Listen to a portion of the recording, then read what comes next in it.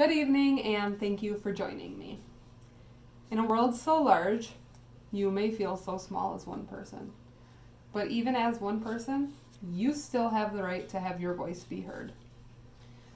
Per mentalfloss.com, the United States has the lowest average voting for developed countries.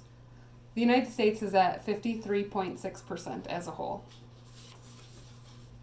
So as a U.S. citizen, you have the right to vote, and that is considered a civic duty.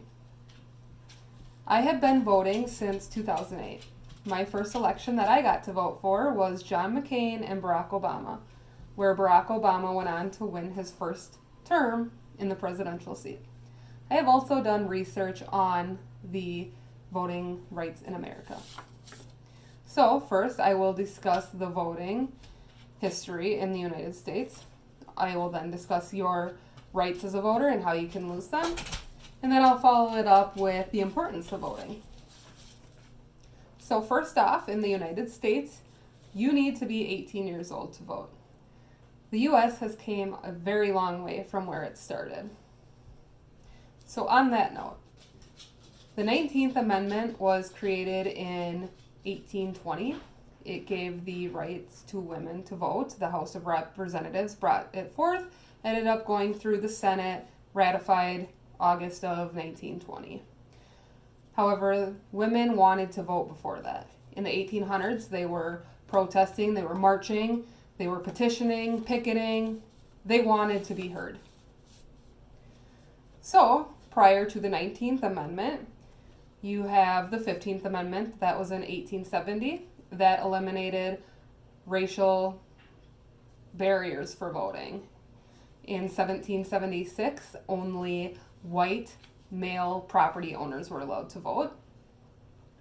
The 14th Amendment stated that they had to be U.S. born and property owning. 1964, so we fast forward quite a few years, the Federal Civil Rights Act allows you to be 21 years old to vote. And then 1971, the 26th Amendment was created, and that is where you had to be just 18 years old to vote. So the voting has came a very long way. The first election with George Washington, perfect example. The only people that got to vote for that were your white males that own property. So likewise, with George Washington's election, they used the electoral voting system. And to win your presidential seat, you have to have a majority of 270 plus electoral votes. So now that I have discussed the history of voting, I'm going to discuss the rights. We have laws such as the Civil Rights Act and the Voters' Rights Act. They're two staples to voting in the United States. In 1984, a law was passed guaranteed that it had to be handicap accessible at polls. And in 1993, they made it easier to vote. You do not need to provide a photo ID anymore. Sometimes you got to bring a piece of mail, but usually once you're registered, you're fine. So, as a voter, you have a few rights, and some of them are the right to confidentiality. You have the right to take off work to vote, not all day, but to get to a polling place and vote. You have the right to not be influenced by your voting, as well as you can file a complaint if you're unhappy with your polling place. You also can lose your right to vote. And the way that you lose your right in the United States is if you get a felony. Minnesota is one of 22 states where once you complete parole or probation, your rights are restored as a voting citizen. So now that I have discussed the history and the rights, we are going to finish up with the importance of voting. Voting is important for us. It is a right, it's a privilege, it's a political foundation for our country. We use it every day, every system.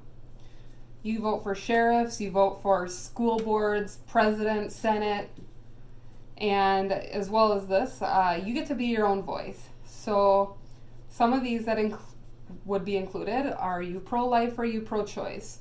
Tax brackets, there's tax increases, tax decreases. You have the right to vote for gay marriage and protect that. You can vote for capital punishment or the death penalty. Healthcare is included in there, and immigration, to name a few.